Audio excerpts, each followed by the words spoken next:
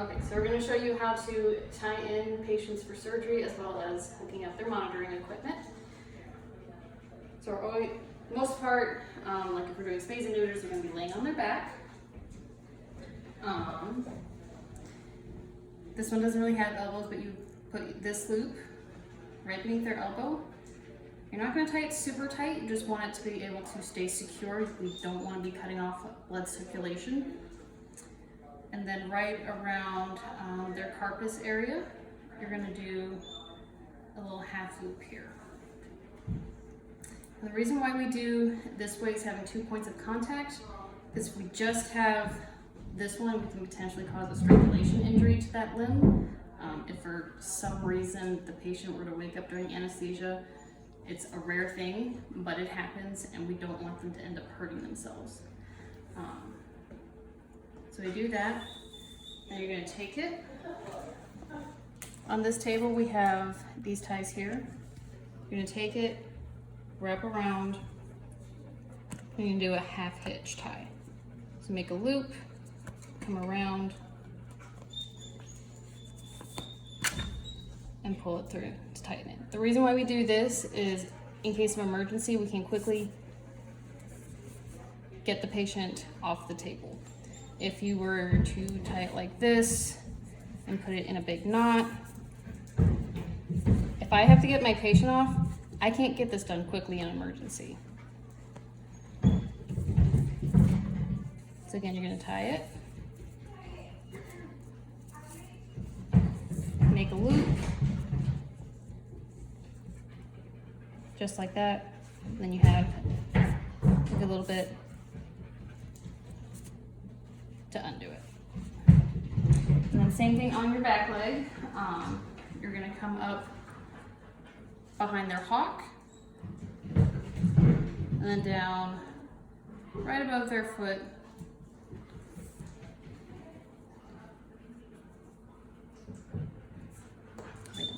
Yes. Doing that half loop. Back here, we can do it around here. You can either tighten here or again do your half hitch. Either way, easy to get the patient out of that. Now, with our smaller patients, with a larger patient, we can tie it on either side of the table. With smaller patients, we don't want to do that because it's going to end up spreading their legs out really wide, and that can make them sore after surgery. So what we're going to do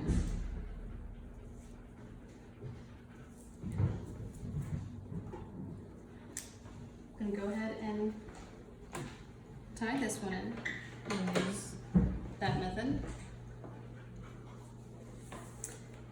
And depending on where they are on the table, we'll go ahead and move it down closer to this end.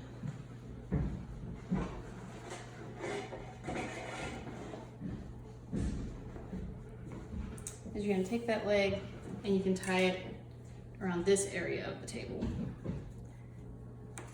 Again, doing your little half loop.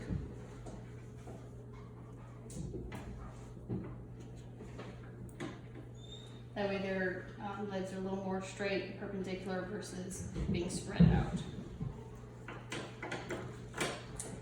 And then same thing for their front legs.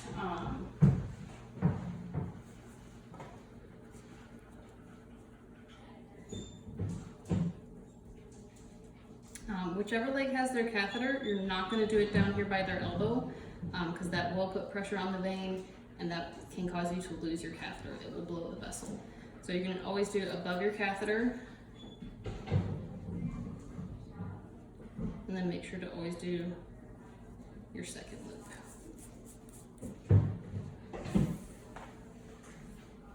And then front leg, these loops, these things can move down closer. Go ahead and tie this one in. We'll come here to the other side.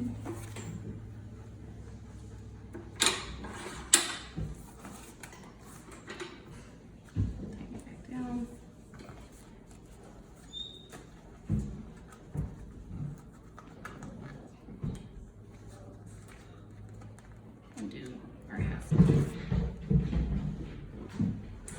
is how you have your patients tied in for surgery. We're hooking them up to their leads.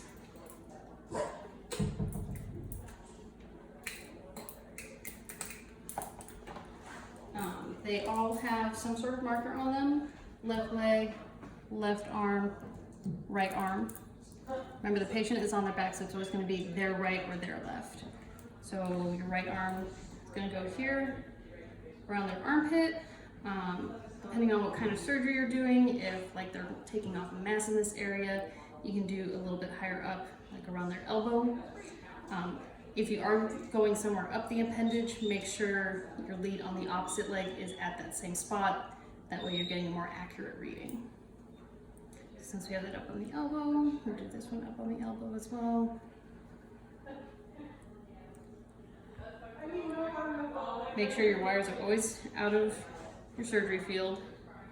And then for your hind limb, you're gonna do like right there where the leg meets the pelvis, or you can do it further down on their knee, like if they're doing surgery in that area. And we don't have one for the right leg, so you don't have to worry about that.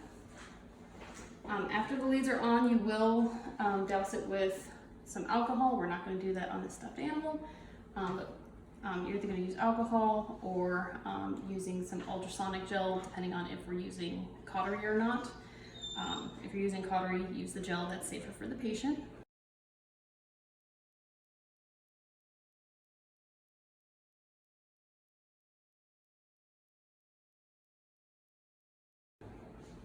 And then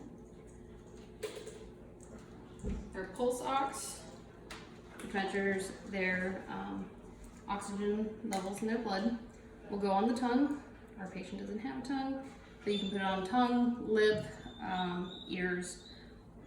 For surgery, usually we're going to do it on the tongue. Oh yes, our patient does have an ear, so you can try it on an ear. So if you're having trouble getting a reading on there, try a different body part.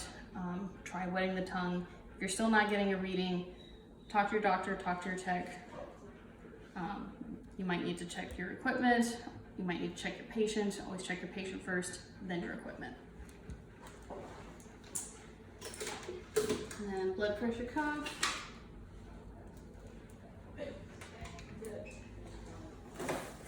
This is a smaller patient, but we're going to go ahead and use this size just for demonstration purposes. But whenever you're looking on your cuff, it has a size range. You want this arrow to be here in that size range. So if it's not in there, you either need a smaller or larger cuff, depending on what it shows you.